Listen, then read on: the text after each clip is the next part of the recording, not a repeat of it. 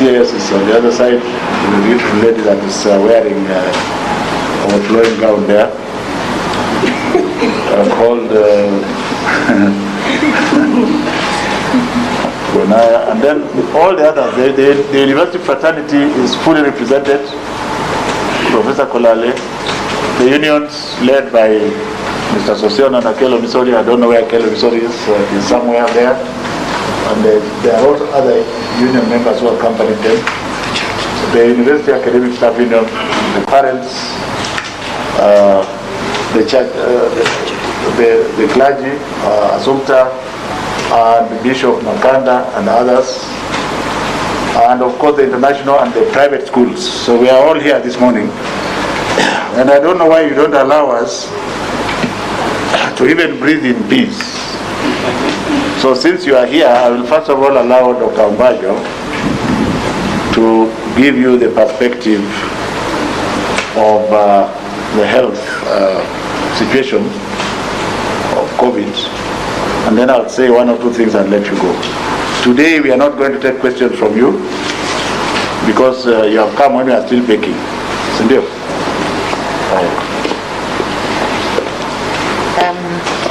Thank you, Professor Magoha, for this opportunity. Good morning, ladies and gentlemen. It's been several months now that we've been going through this pandemic of COVID-19. Since the first case was announced, I think on the 13th of March, we have had many cases since that time. We have been stretched in many of our hospitals, but over the last few weeks, as you have noted even in the announcements made by the Ministry of Health every day, we have seen a decline in the number of cases reported. For me as a clinician working in the hospitals, we also have noted a decline in the number of people presenting with severe disease, so that many of our hospitals now are not full. Many of our COVID units are not full, and this is a good indication for us, indicating that truly the number of cases and the amount of community transmission of this disease has gone down. You've heard many times the issue of a positivity rate talked about, and the reason this is important is that it really tells you about how much community transmission may still be going on. And the magic number of 5% has been talked about severally, that if we can document a positivity rate of below 5%, which means the number of positive cases for the number of tests carried out has gone down to below 5%. It really is a reflection that the amount of community transmission we have has declined. And even from the announcements that have been made over the last few weeks, we note that the average positivity rate has been just below 5%. And this is a good thing for us because it suggests then that you can begin to consider how much restrictions are lifted in different sectors. And I guess it's our hope that this will be the trend going forward, that we'll continue to see a decline in the number of cases. Thank you very much.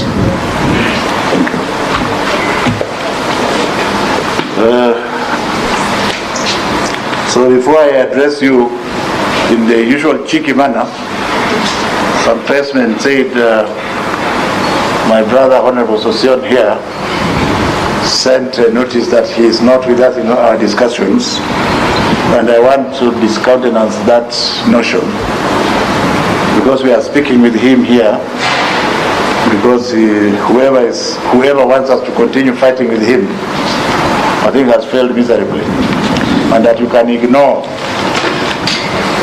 the message that went across that Sosion is opposing what we are doing. It is not true, absolutely false, and I would want once again to urge members of the Fourth Estate to help us to provide solutions, not just continue pointing out at problems, but the country belongs to all of us.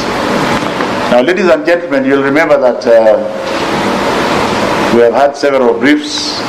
We did not intend to give one this morning, but since we're here, I'll put you in a proper perspective as to what we are doing. All that was being said and printed in the newspapers, those were your opinions. There is only one bona fide spokesperson for the Ministry of Education, and that person, for the time being, is the Cabinet Secretary, who happens to be my most humble self. So when you quote senior officials from the ministry, Those are yours, and where you got the information is your own problem. Therefore, I wish to declare this morning as follows. You'll remember that His Excellency the President, in his wisdom in the last address, was crystal clear that within 3 weeks there would be a larger stakeholders conference headed by my brother C.S. Matiani and my brother, cover your nose for now, my brother C.S. Kagwe of Health. That meeting is about to take place sometimes around or before the 25th of this month, and we had thought it wise as a specific education stakeholders to take stock of what is going on. And that taking of stock is premised on one thing, that even though we had said that schools shall reopen in January next year, the last statement read as follows, and I want to quote, and it is a shame that none of you ever remembered this.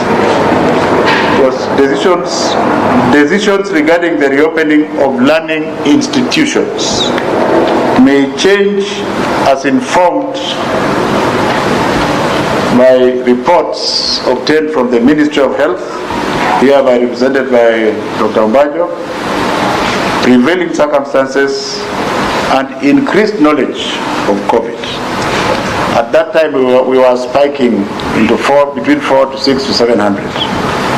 I think the expert has told you what is happening, and therefore it is in good state for us this morning to have come to relook at this process with the facts available to us.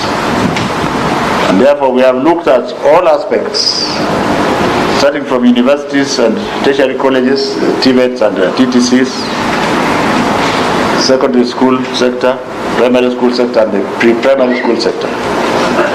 And we, as stakeholders, have come to a consensus that indeed it is time to relook, because the doctor has told you the curve is flattening.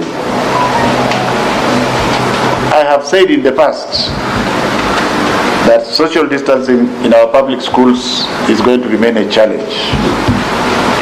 I've also said that there are certain things we are doing about getting masks at the very worst for the vulnerable and the less fortunate children. All those processes are ongoing. And in order for us to prepare a presentation to present to the bigger stakeholders meeting, which will take place sometime next week, either before or on the 25th, we have decided to reactivate the smaller stakeholders group between now and Saturday to work on the finer details of proposals that shall be interrogated by this larger stakeholders group. And even at that time, if I succeed in getting backroom approval, then I will tell you what we have decided. If I do not, then the decisions that have been made at that point will be taken to the larger stakeholders group, which will then synthesize them and then give them to the principal, who will communicate the decision to you.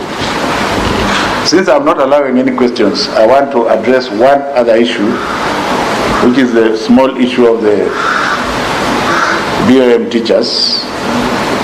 And like I said, you pretend as if you don't know what cash flow in government looks like. But BOM teachers should actually now have been paid, the bona fide ones. And I have said that many, many times. The cabinet and the government approved their payment over 6 weeks ago. And that position has not changed. So let us not waste so much energy discussing non-issues. We are also going to ensure that money for the payment of all other non-academic workers in schools is made available and forwarded to them. So let us not waste so much energy discussing issues that are actually non-issues, which have already been approved by government, and the process is to ensure that you pay your taxes, the money is collected and distributed to where it should go. I want to thank you, especially those among you who have worked with us in close range, and also to very politely ask those who just print things, which I read papers that say, I'm the head of education, but how come I don't know this? And I say, well, today we are going to do this and this. For your information, if you have something that you want to be factual, call me or call my press person, who is a good friend of yours, Dr. Siringi. We will make sure that I give you an answer. That you print what is variable. But if you just want to print promotive and speculative journalism, then you are welcome. I want to thank you very much for your continued cooperation on this issue. Remember, I have not told you any decision that we have made because the process is ongoing. Don't go and print that I have said 1, 2, 3. Ignore what any other person tells you. It will not be my members. My members are very discreet. Those other so-called senior officers in the ministry, have you seen them here? They are not here. Thank you very much. Thank